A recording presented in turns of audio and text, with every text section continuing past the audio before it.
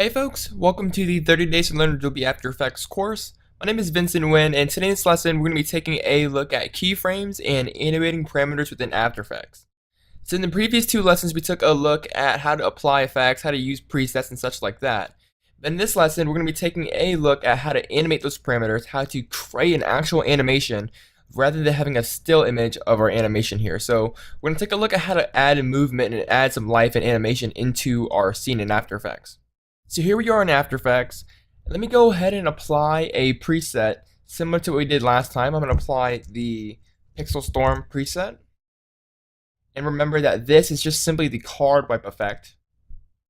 So just like that, we have a very basic animation here. But let's say you wanted to make this animation longer. Right now, the animation lasts approximately 2 seconds, as you see here.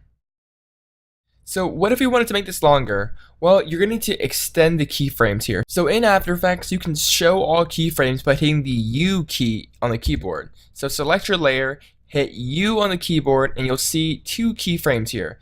Now the first keyframe here is the starting point, as you see here. Let me go ahead and just clean this up a little bit. I'm going to hide all these parameters here. So we're just taking a look at the actual master control. So as you see here, the transition completion is the parameter that we are animating. And you can see that it has the stopwatch icon clicked. And the first value right here, the first keyframe, is 0%. And 2 seconds forward in, you can see that at the end, the last keyframe here, the transition completion is set to 100. So this is just a really basic concept on how keyframes work. Basically, you can animate the in point and the out point here. So in this case, 0% to 100%. And After Effects will fill in the rest. So as you can see here, in between these 2 keyframes, you can see that we're at 50% here, halfway. You can see that we're at 75% up here. So pretty much all you need to do is animate the in points and the out points, or pretty much animate all the key points, otherwise keyframes. And then After Effects will fill in the rest and do all the work for you. So for an example, if we wanted to extend this animation to maybe 10 seconds, we would start at 0, 0 with the first keyframe. And then we'll move the last keyframe to 10 seconds. That way, After Effects will take 10 seconds to go from the beginning keyframe to the end keyframe. And that means that the animation is going to last 10 seconds long. So keyframes work and behave very similar to how they work in Sony Vegas or Premiere or any other application that has keyframes like Cinema 4D and 3ds Max. So that's pretty cool, and that's how you pretty much move keyframes around. You just click on them and you can drag them through the timeline as such. But let's say that maybe there's no keyframes, maybe we're not using a preset and there's no keyframes available. So you can highlight these keyframes, hit delete, and it's going to delete the keyframes here. So we're starting fresh here. So how the heck do we create a keyframe in the first place? How do we even get started? So this is just a clean text layer right here with no keyframes applied. There's no animation, as you see here. As we're scrubbing through the timeline, there's no animation going on. So we're going to start fresh. So we want to close the card wipe effect down. And I just want to focus on the card wipe master control up here. So we want to animate the transition completion. So how do we create a keyframe? I'm going to go ahead and hit this little stopwatch icon right here. And this is pretty much the keyframe button. When you hit this stopwatch, it's going to automatically create a keyframe, as you see here. Now notice how these 2 parameters are the exact same thing. We have the transition completion up here, and then we have the transition completion down here. Now by default, you may not see this. You just may see this. So again, remember, to reveal all your keyframes, hit U on the keyboard, and you should bring up all the keyframes. So we have our first keyframe here. And let's say at 10 seconds, we want the animation to shatter out. So we're going to move 10 seconds into the timeline here. And we're ready to set our keyframe. So how do we do this? Down here you can see that there's a little keyframe button right here. By clicking on it, you can add or remove a keyframe at current time. So in this case, there's no keyframe at 10 seconds long. So we're going to click on this button and it's going to add a keyframe. And at this point, we're ready to animate our parameters. So once we have a keyframe down, we can actually change the parameter to, let's say, 0. So now we start at 100% on the first keyframe. And the last keyframe is at 0%, and After Effects is going to fill in data in between. So now we have a really cool transition out animation like that. So what happens if I want to add a keyframe in the middle of these two animations? The same thing applies. After Effects is going to go from one keyframe to the next keyframe, fill it all in, and then progress from that keyframe to the next keyframe, so on and so forth. So After Effects pretty much does all the dirty work for you. You just need to tell After Effects where to go, and it's going to do the rest for you. So when I have this kind of stopwatch checked right here, it's going to watch the properties here. So it's going to watch this parameter, the transition completion, and whenever we change the parameter, it's going to add a keyframe. For an example, if I change this to 80%, you can see that we changed the transition completion. So when we do that, it's going to add a keyframe here. And we'll just move forward here, and maybe we want to make this 25%. So if we just type 25% in, it's going to add another keyframe because we're defining another route. We're defining another key point in time.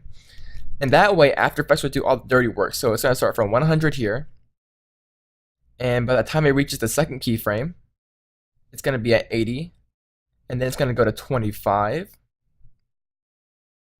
And then it's going to go to 0 here. Just like how we defined it. Now, if you create a keyframe really close to each other, for example, right here, maybe we'll set it to 55%. You can see that it's very, very hard to, kind of choose these keyframes and kind of move it around. So you can zoom into the timeline by sliding the slider right here. And it's just going to zoom in, and you can grab your keyframe here and just move it around as such. So notice how I can change parameters two ways. I can either change the parameter right here in the timeline itself in the transition completion, or I can actually edit it in the effects controls panel. Whichever way works best for you. I personally like to work in the timeline itself because it's all here. But of course, you can work however way you want to work. So let's just take a look at the different types of keyframes within After Effects. Now, you see this little diamond here. These are the default keyframes, but there are actually different types of keyframes that we can convert these regular keyframes to. So for an example, if I want to highlight this keyframe here, we can right click and then go to Keyframe Assistant, and then we have three types of keyframes we can choose. Easy Ease, which pretty much eases in the keyframe and eases out the keyframes. Easy Ease In, which is just going to ease the keyframe in, and Easy Ease the keyframe out. So, maybe these are too rough for you. As you see here, the animation kind of just suddenly stops here. I'm going to delete this keyframe here. The animation kind of just suddenly stops here. So maybe we want to easy ease these keyframes in. So I'm going to easy ease these keyframe by right clicking, going to Keyframe Assistant, and then going to easy ease out.